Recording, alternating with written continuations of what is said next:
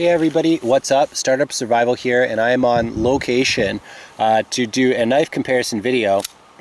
But this time we're not talking about the specific models, we're talking about the locking mechanism. So I'm going to do liner lock, represented by the Ontario Rat 1, versus the back lock, represented by the Spyderco Delica 4. So, the Spyderco Delica 4 was actually the second knife that I ever bought. The first being the Spyderco Tenacious, which is not here right now, but it was also a liner lock.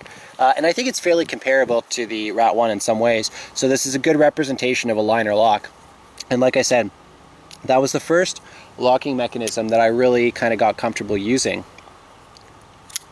And at first I really liked it because it was so fast, you know what I mean? Like, it's so easy and smooth to open and close, especially if you're right-handed.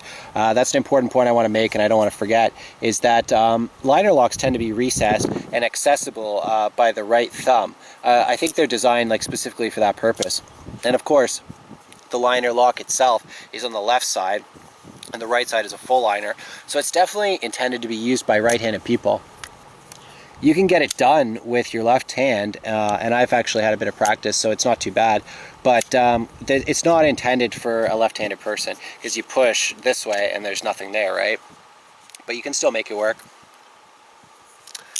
Whereas the back lock is symmetrical.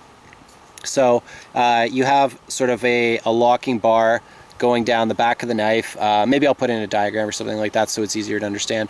But then there's a spring putting tension on the locking bar, and then the locking bar meets up with the tang of the blade and all that tension in there, and the locking bar keeps everything in place. But it's symmetrical. That's my point, is you can use it equally well left or right-handed. No adjustments necessary, except you just need to move the pocket clip over. So if you're a lefty, you may very well prefer the back lock over the liner lock, just because of ease of operability for you. I don't know, for me it's not a big deal, and I can make most of the locking mechanisms work just fine in either hand. But yeah, when I first got the liner lock, I loved it because it was so fast to open and to close. The back lock's a little bit slower.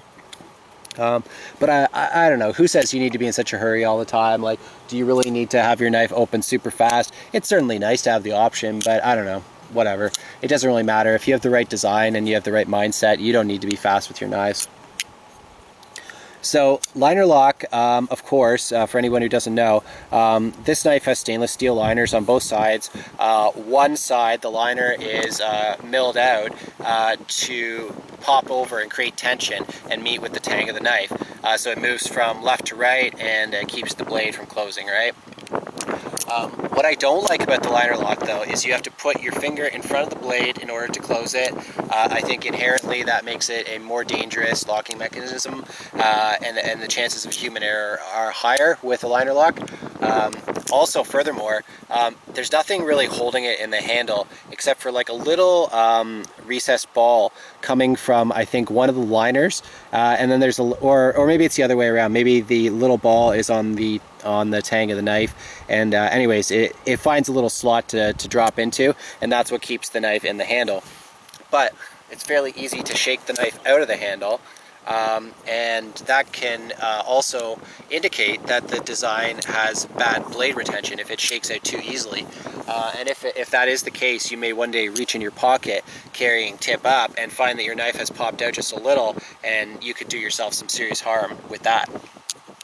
Whereas the lock back has tension on it, so as it drops in the handle, you see that you can pull it up, snap it back, pull it back, snap it back, you know. So there's some tension keeping it in the handle, so when you carry it tip up, I think that's a safer mechanism for sure, because it does have some reason to stay in the handle, whereas the liner lock has less of a reason, let's say. Never had a problem with that ever in reality, but I've heard of people having that problem, so just something to be aware of. The back lock, overall, a little bit slower, but I like it because it's that ambidextrous locking mechanism. Also, and it's more difficult to shake this out of the handle, right? I don't even know if I can do it. Like, I'm shaking it like crazy, and it's not popping out. Like, I'm sure I could do it if I really wanted to, and really, but I have more of a chance of dislocating my elbow or something than getting this locked pop.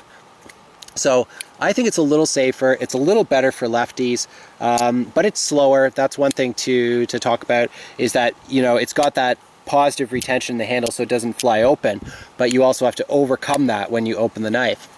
So when I first got a backlock, when I first got the Delica, for the first little while, I was not able to get that to pop open really fast. Eventually I did, like, no problem, but I just found it was harder to master that than the liner lock. This is just like a lot smoother to open, you know what I mean? So a lot faster, you know, but you don't need to be fast all the time, right? You can, sometimes you can just open it slowly. In fact, that's what I really love about Spyderco's, is the thumb hole, is how, you know, you can open it in all these different ways, right? You know, you can snap it like that by the thumb hole or whatever. So anyways, it's not a Spyderco versus Ontario video, because that's no contest, frankly. Locking mechanisms. So maybe if I can summarize, liner lock is faster, but I think it's not as good for left-handed people, for sure. You know, it's a little less safe, I think, because you can shake it out of the handle fairly easily. And I don't know, I've seen too many videos of liner locks failing.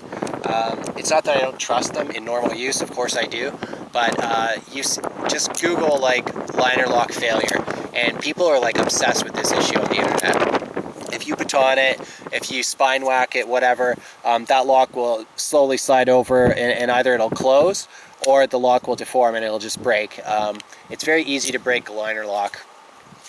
I think it's also easy to break a back lock. You shouldn't be hammering on any of these knives, but if I was going to smash one like against a desk like this spine whack, I would trust the back lock definitely over the liner lock. I just think the back lock's a little bit stronger. It's an older design, or actually I don't know if it's an older design, but it's been around for a long time. Like the Buck 110 is a back lock. And there's many, like a lot of Gerber knives, older knives had the back lock. I think it's pretty famous. I like it because it's ambidextrous. I like that in-handle retention that it has as well. And yeah, just a great lock. I like the back lock quite a lot. So that's it really. Back lock versus liner lock. Which is the winner? I don't know. It doesn't really matter, to be honest with you. Like in regular use, there's not much of a difference. It's just personal preference, honestly. But I prefer the back lock for whatever that's worth. Thanks a lot for watching. See you later.